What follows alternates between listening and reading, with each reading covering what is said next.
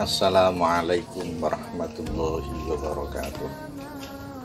Hamdan wa syukran lillah, salatu wa salaman daimaini mutalazimaini ala Rasulillah sallallahu alaihi wasallam. Amma ba'd. Yang kami hormati Bapak Dr. Kiai Haji Muhammad Saifuddin MA selaku dosen studi Quran di perkuliahan kami yang kami banggakan. Pada kesempatan yang baik ini kami akan menyampaikan beberapa hal dengan adanya pertanyaan-pertanyaan atau permasalahan-permasalahan yang ada di studi Quran di perkuliahan kami. Yaitu yang pertama adalah apakah Al-Quran yang kita baca, kita dengar itu adalah kalamullah yang qadim? Jawabannya adalah ya, betul, Al-Quran adalah kalamullah yang qadim, karena pada hakikatnya Al-Quran itu sudah ada sejak dulu, sejak zaman azali, di mana zaman yang belum ada sesuatu, di mana sebelum diturunkan ke bumi, Al-Quran itu adalah berupa bukan suara, bukan huruf, dan belum sama sekali tersusun rapi seperti sekarang ini. Maka dari itu Al-Quran dikatakan kalamul qadim. Tetapi Al-Quran yang sekarang ini kita baca, yang kita simak, itu adalah Al-Quran bentuk dari hal yang baru, karena di mana Al-Quran tersebut sudah dibukukan, sudah dicetak, bahkan ya sudah ada yang menulisnya. Jadi itu termasuk makhluk atau sesuatu yang baru. Al-Quran sebagaimana yang dikatakan oleh Imam Al-Qimi dalam kitab Syarah Usulul I'tiqad, di mana Al-Quran adalah kalamul qadim, yaitu annahu Al-Quran ghairu makhluk wa anna jinsal kalam fi haqqi subhanahu wa ta'ala qadimun wa lam yazal azza wa jalla mutakalliman mata sya'a wa kaifa sya'a.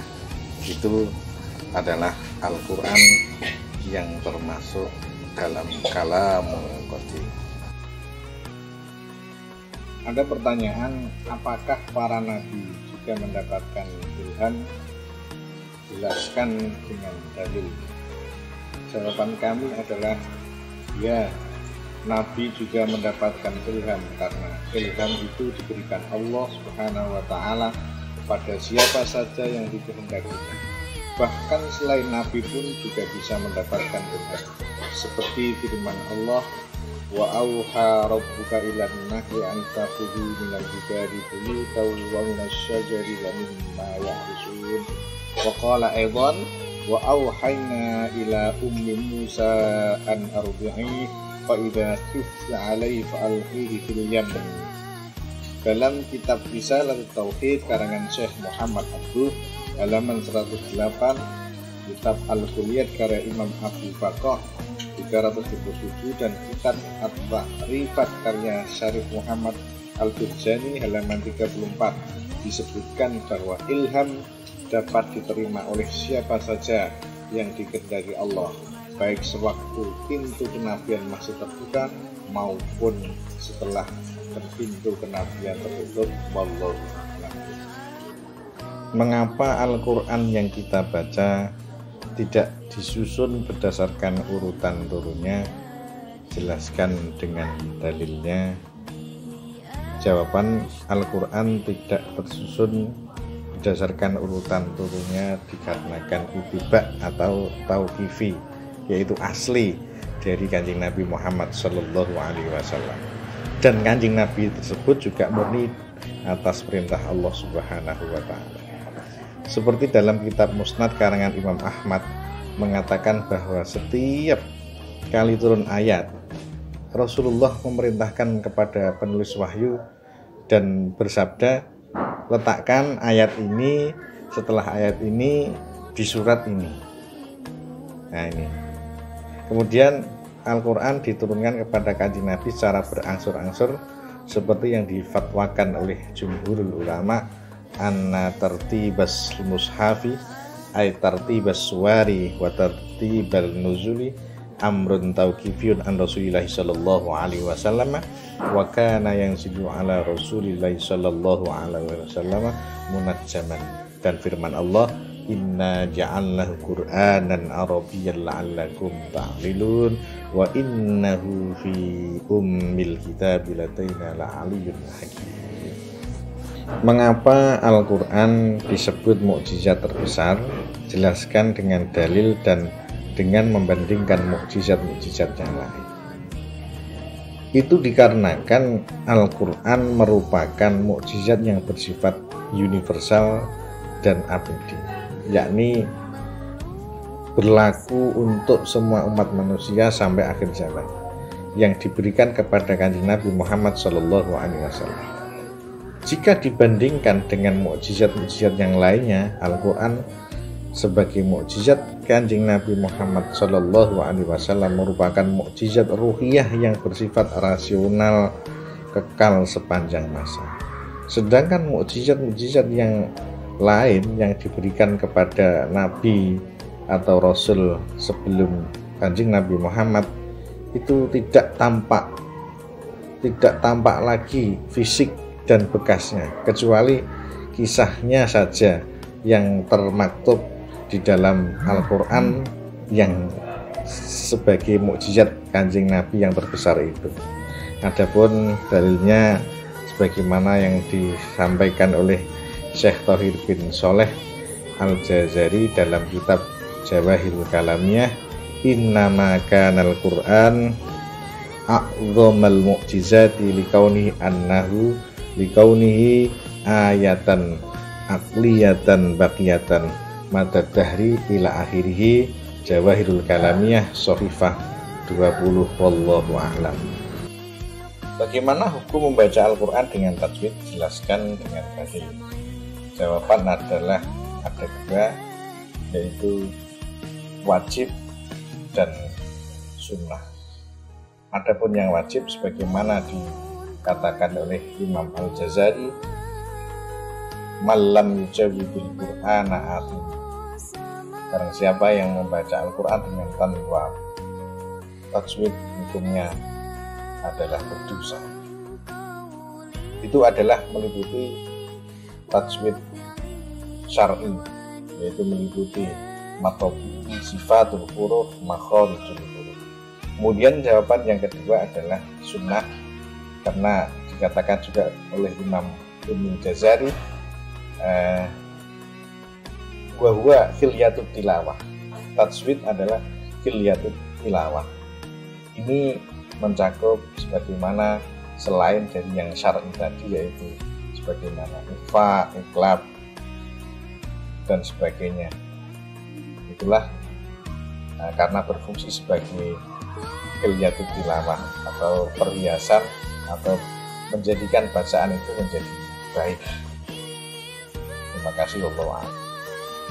Bagaimana hukum wanita yang sedang haid membaca Al-Quran? Jelaskan dengan menurut ulama Maliki atau mazhab Maliki memperbolehkan bagi orang muslimah yang haid untuk membaca Al-Quran.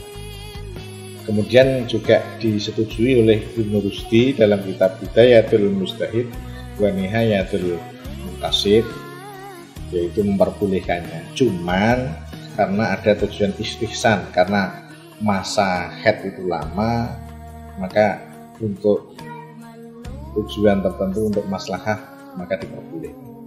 Tetapi dari mazhab Syafi'i ini melarang keras bagi muslimah yang haid membaca Al-Quran. Salah satu ulama mazhab ini, Imam Nawawi, dalam kitab Al-Majmu' menjelaskan haram hukumnya bagi muslimah yang haid membaca Al-Quran sebagaimana jumhur ulama di kalangan mazhab tersebut. Tetapi apabila tujuannya tidak membaca Al-Quran, itu diperbolehkan sebagaimana zikir. Wallahu a'lam. A'udzu billahi minasy syaithanir rajim. Bismillahirrahmanirrahim.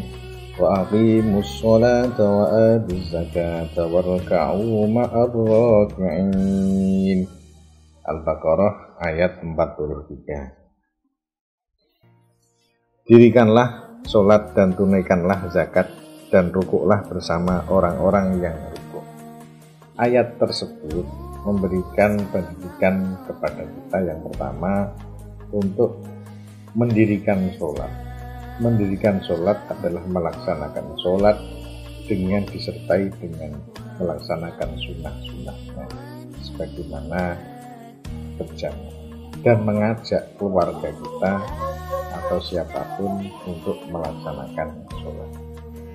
Kemudian yang kedua adalah membayar zakat, memberikan pendidikan kepada kita untuk dermawan atau memberikan hak-hak yang ada di dalam harta kita untuk para fakir miskin dan sebagainya, yaitu dalam rangka sedekah dan sebagainya. Kemudian yang ketiga adalah betul-betul mengedepankan perintah sholat dengan berjamaah, karena berjamaah adalah memperoleh pahala 27 derajat jauh dengan sholat sendirian. Wallahu a'lam.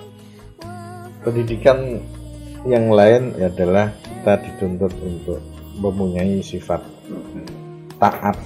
Dikatakan ayatnya rukuk, maksudnya taat, kita tunduk kepada Allah Subhanahu wa Ta'ala dan hukum-hukumnya.